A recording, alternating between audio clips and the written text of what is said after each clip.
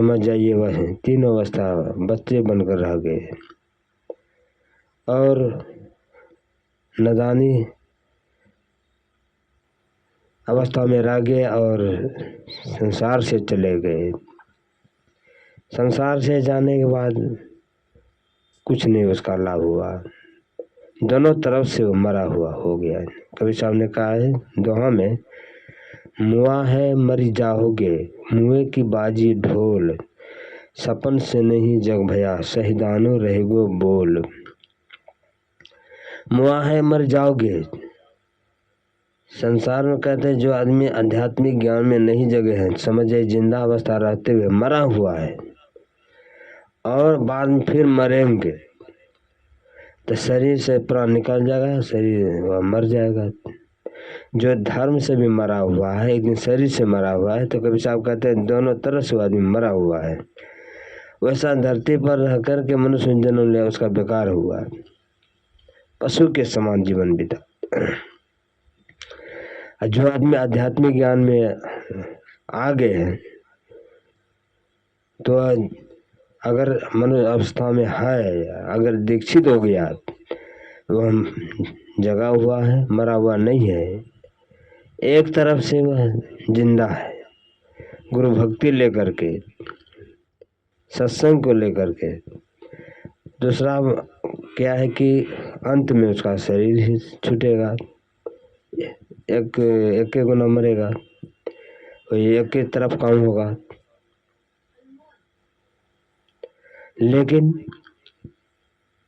जो दोनों में कभी जीवन में नहीं सत्संग भजन अपने आत्मा वास्ते कुछ श्रद्धापूर्वक सदगुरु से प्रेम, संतों से प्रेम ये नहीं अच्छा लगा, नहीं धारण किया, तो समझ जाइए वह दोनों तरफ से मरा हुआ है। अगर धरती पर जिंदा है तो देखने में लगता है मनुष्य जिंदा है, लेकिन अंदर से मरा हुआ कैसे, उसके पास में गुरु भक्ति का अंश नहीं है।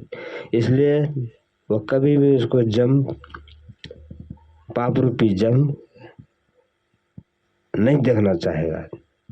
उसी का पाप है, उसी को नहीं देखना चाहेगा। वह दुश्मनी करते करते दिन ज्यादा क्रोधित हो जाएगा, पाप तो उसको निकाल देगा, वही काल हो गया।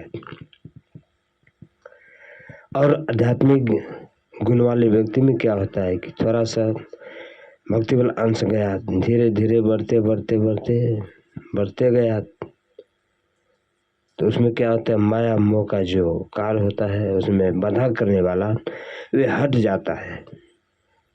जैसे जितना जगह छोड़ता है माया उसके आत्मा को, उतना ही उसके आत्मा में सिद्धि पक्की होती है, उसमें उतना ही शक्ति होता है। इसलिए इतना संसार में जो मनुष्य आए और सतगुरु के शरण में रह कर के भक्ति भजन किए करके गए संसार से, वे मामूली बात नहीं है। इसलिए मनुष्यों को अपने ऊपर विचार करना चाहिए, संसार में सबको, क्योंकि संसार में कोई अस्थायी ढंग से रहने के लिए नहीं आया है।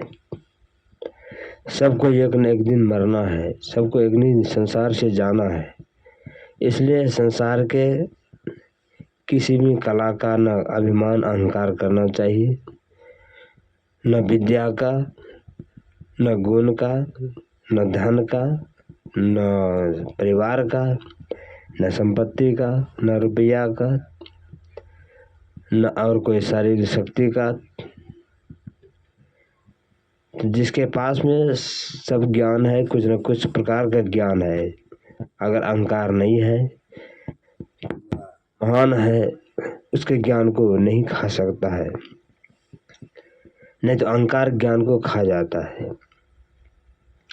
संसार में देखते हैं जितना भी बड़ा बड़ा आदमी पूंजी वाला होता है, अधिकतर अहंकारी अवश्य हो जाता है।